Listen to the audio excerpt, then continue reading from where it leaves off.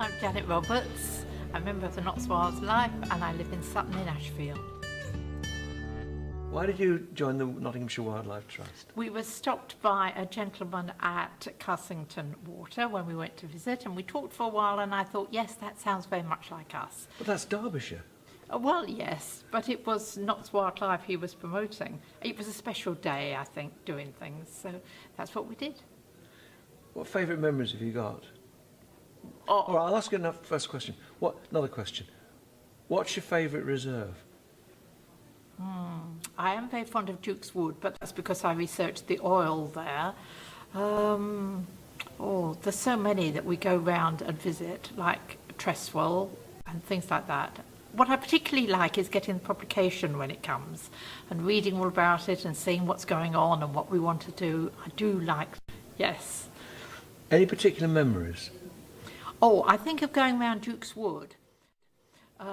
We realised when we got the literature that this was a wood that we had never walked, which was quite unusual, and it was accessible to us.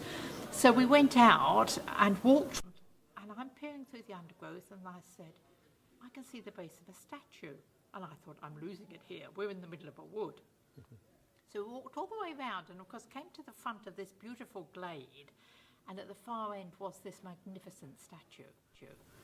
And my first reaction was, oh, it must be a memorial to an aeroplane that crashed in the war.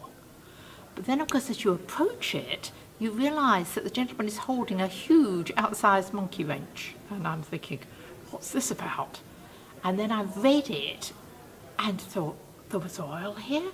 That doesn't make any sense at all. And I couldn't believe it.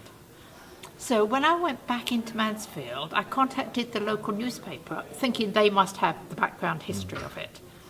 And in fact, the editor said to me, oh, just write a letter and ask people. So I wrote a letter to say, I found this statue in the middle of the wood. Does anyone know anything about it?